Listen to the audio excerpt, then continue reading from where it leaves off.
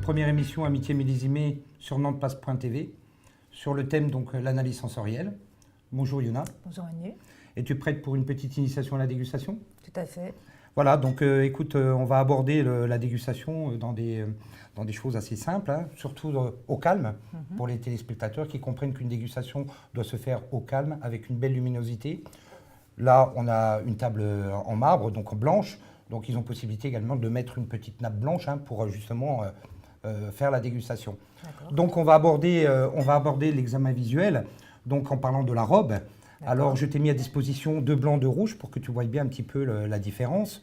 Donc, pour les blancs, généralement, on parle de couleur or, hein, ce qui est important, or fin. Après, bon, quand le vin blanc évolue dans le temps, il devient un peu or fauve. Pour les rouges, on parle de rubis, de grenat. Alors, si tu coupes la France en deux, tu regardes un petit peu que toute la partie nord, c'est des robes quand même assez légères. Donc, on parle plus de rubis. Et sur la partie nord, la partie sud, on parle plus de grenat. Hein. On va parler également de l'intensité colorante. L'intensité colorante est très importante puisque ça te donne une indication sur la richesse du vin. Une robe assez légère, ça donne des vins légers. Une robe assez intense, avec une couleur assez intense, ça te donne des vins assez riches. Voilà un petit peu l'indication. On va parler... Petite question quand même. Oui.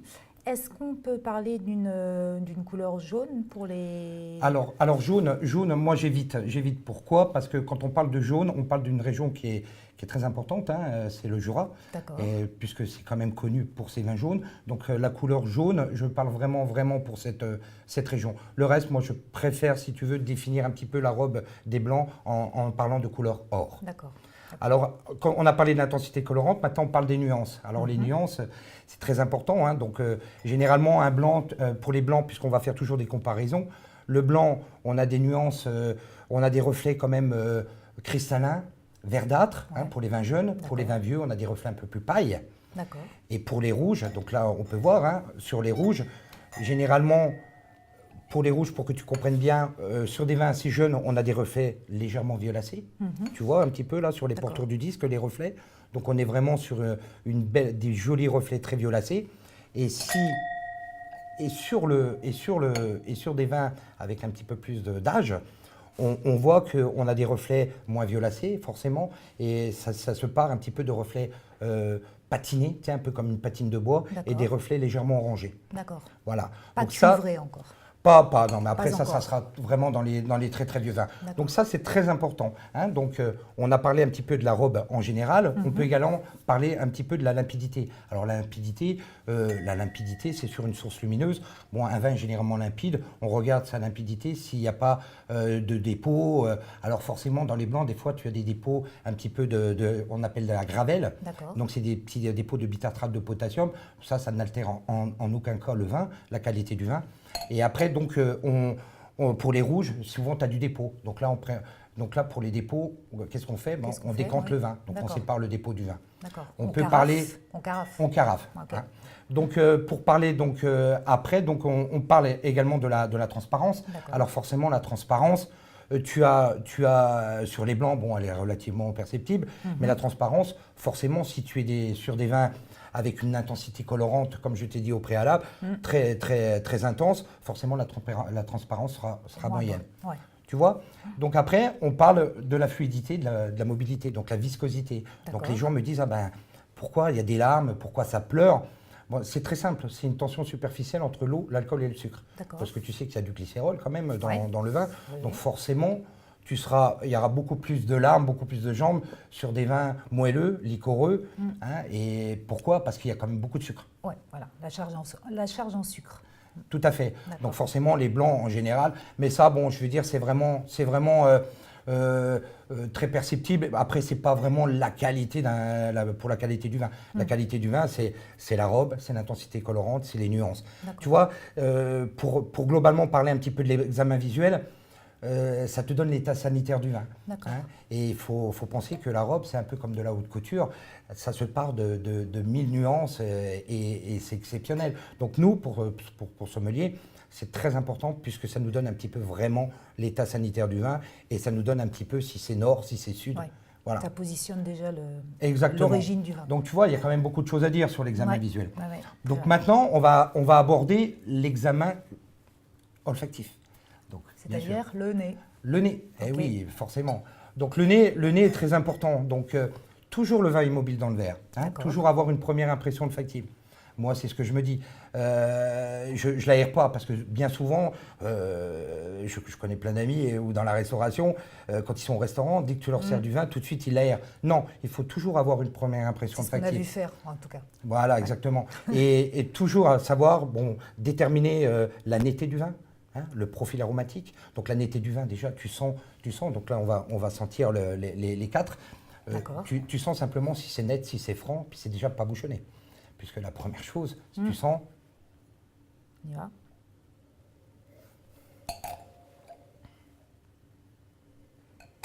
Tu vas sur les blancs, et sur les rouges. Tu vois, déjà, c'est net. C'est déjà les quatre. La différence de nez, oui. Voilà.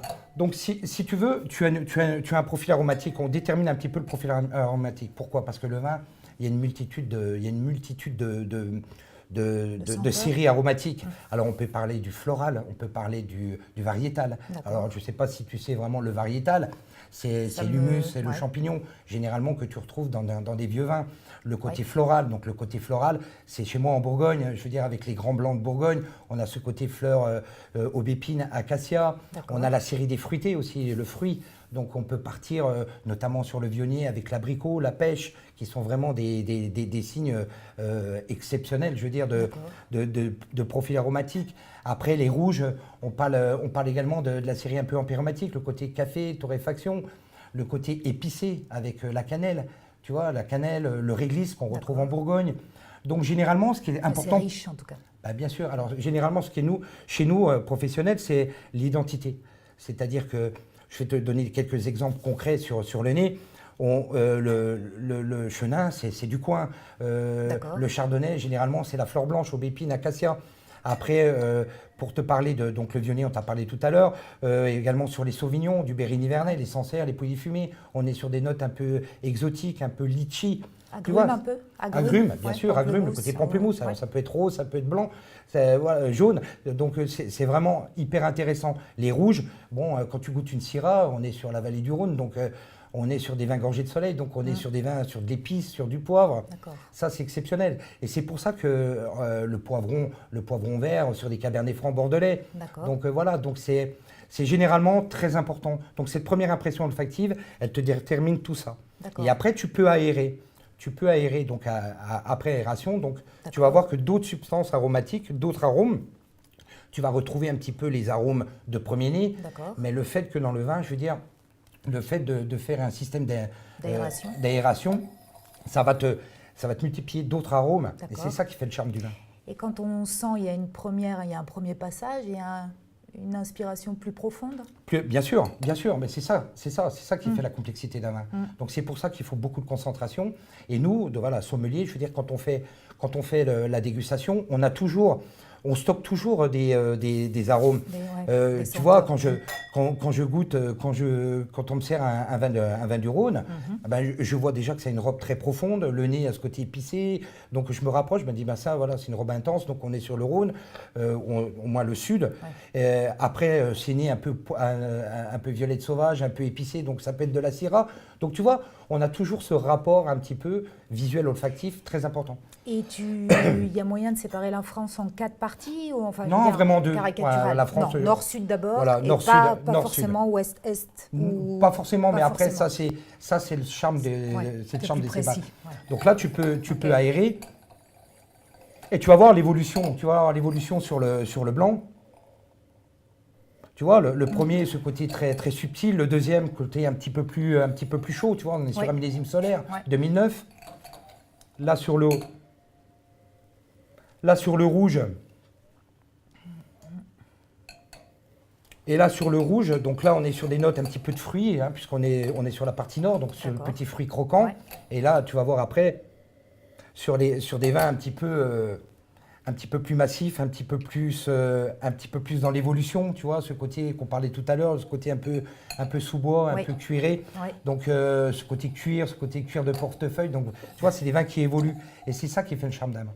Donc tu vois, l'examen olfactif est très important parce que voilà, tu as une multitude de séries aromatiques que tu stockes et que tu mémorises. Et c'est important pour les téléspectateurs, c'est important qu'ils prennent bien conscience que chaque arôme, chaque odeur, ils doivent les mémoriser. C'est comme un parfum. Oui, qui commence à travailler la mémoire. Bien sûr, mais c'est que de la mémoire, la dégustation. Donc maintenant, on va aborder ce qui est le plus difficile, puisque le nez, l'œil et le nez se travaillent, s'éduquent.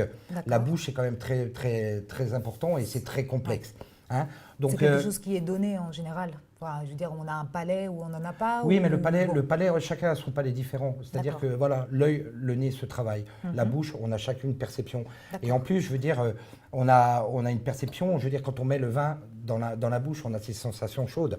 Alors, il y en a donc tu as l'acidité, tu as la mer, tu as la mer, tu as le sucré, le salé. Donc forcément, toi, tu vas être plus sensible sur le sucre, sur le sel, sur le. Moi, je suis très sensible sur le salé et l'acidité. Parce que moi, l'acidité est très importante. Donc, je vais t'en parler après. Donc là, maintenant, on va pouvoir goûter parce qu'on l'a observé, on l'a senti, et maintenant, on va pouvoir goûter la série des 4 pour que tu vois un petit peu et que tu aies cette perception. Alors, généralement, sur les blancs, tu parles de l'acidité et du moelleux. Et pour le rouge, tu parles de l'acidité moelleux des tanins. Voilà, parce qu'il y a beaucoup de tanins dans les vins. La puissance d'un vin. Et après, la puissance, on va en parler. Après. On va en parler. Alors, moi, j'aime beaucoup l'acidité. Donc généralement, les vins qui ont une robe assez fraîche ont beaucoup d'acidité. Donc l'acidité, pour la brillance et la partie nord, l'acidité, c'est la colonne vertébrale d'un vin, c'est le squelette d'un vin quand il a perdu ses muscles. Donc généralement, les vins qui ont beaucoup d'acidité vont te tapisser un petit peu les côtés. Pour les blancs, après les vins qui sont quand même beaucoup plus riches, un tout petit peu plus d'amertume, donc ça au fond de la langue. Bon, les sucrés, on n'aura pas l'occasion de goûter les sucres. Les vins sucrés, pas aujourd'hui en tout cas. Donc c'est au bout de la langue. Et puis les rouges, forcément, une robe assez fraîche te donne beaucoup d'acidité. Donc l'acidité est toujours pareil comme les blancs. La même sensation des blancs et des rouges assez tanniques, forcément. Ça va te creuser la joue. Non, ça va te creuser les joues. Donc les tanins vont pas te picoter, ils vont au contraire rentrer tes joues. Voilà, aspire. Donc on peut goûter.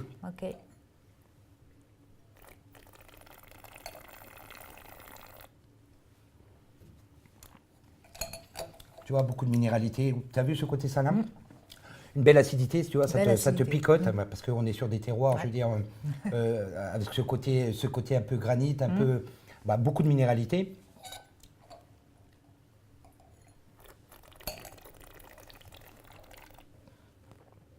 Regarde le deuxième, sur des vins solaires, 2009, donc des vins un petit peu plus mûrs, tu vois. Il y a moins d'acidité, il y a moins le côté mordant, il y a plus ce côté, c'est quand même beaucoup plus chaleureux, voilà, exactement. Quand on parle des vins solaires, c'est vraiment la chaleur. Et tu as vu les sensations chaudes au niveau de la bouche, je veux dire, tu retrouves beaucoup de choses. Là, tu vas partir sur les... croquants.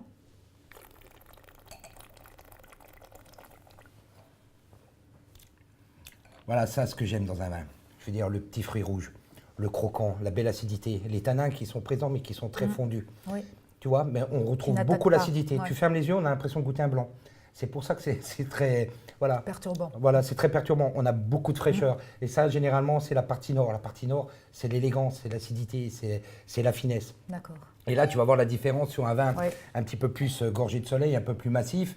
Donc forcément, dans la partie sud, tu vas voir que on va goûter. Et...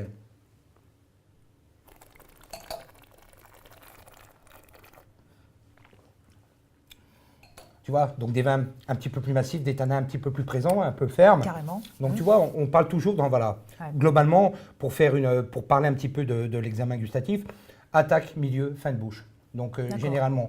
Donc généralement, au milieu de bouche, tu retrouves beaucoup la rétro-olfaction. Donc la rétro-olfaction, c'est les arômes de nez et de bouche. Donc souvent, tu retrouves ce côté... Tu retrouves ces arômes un petit peu fruits rouges, tu retrouves toujours ces arômes de premier nez. Et également, tu as la persistance aromatique intense. Donc, c'est le PAI, donc qui est exprimé en caudalie. Un caudalie, une seconde. Donc ça, c'est le nombre de secondes que ton vin... Que le vin reste en... descend dans ton oesophage. C'est-à-dire la longueur. Plus des vins sont longs, plus il y a de caudalie. Donc, tu vois un petit peu... Jusqu'à combien de caudalie? Moi, il m'est arrivé de goûter des grands vins avec 8, 9, 10 caudalies. Mais parce que voilà, il y a beaucoup de profondeur, il y a beaucoup de... Et je conseille beaucoup et vivement aux spectateurs d'acheter le bouquin Initiation à la dégustation. Et là, en bouche, il y a un système de triangle où tu as des vocabulaires que tu peux apprendre, et puis justement pour retrouver un petit peu tes mots. Moi, après, ça va très très vite. Voilà un petit peu le parcours. Donc, j'ai essayé de t'expliquer un petit peu, tu vois, dans des choses simples. Ouais. Tout est de mémoire, hein, c'est-à-dire mémoire visuelle, mémoire olfactive, mémoire du goût, mémoire gustative. Et ça, c'est hyper important. Et simplement, voilà, le fait de se structurer un petit peu dans la dégustation et de suivre les étapes très simples. Ouais. Voilà. Et pour finir, que l'école de la dégustation, c'est une école de modestie. Et il faut être, comme je dis tout à l'heure, il faut être très concentré. Parce que moi, il m'est arrivé de me tromper lamentablement. Mais accepter le fait de se tromper. Et après, bon voilà, c'est pour ça que je te dis. Tout le temps, en fait. Mais on apprend tous les jours dans ce métier, et c'est ça qui est bien. Et il y a chaque millésime, voilà, tous les ans, il y a un millésime nouveau. Donc c'est pour ça que, et puis des nouveaux vignerons, c'est très important chez moi. Ouais. J'espère que voilà, la dégustation t'a plu. Merci. Et comme ça, tu pourras aborder différemment avec tes amis lors d'un déjeuner ou d'un dîner et te faire plaisir avec ce que je t'ai dit. Et partager. Voilà. Donc j'espère que vous avez aimé pour la toute première émission Amitié millésimée. Donc rendez-vous pour une prochaine émission Amitié millésimée. Santé Manu.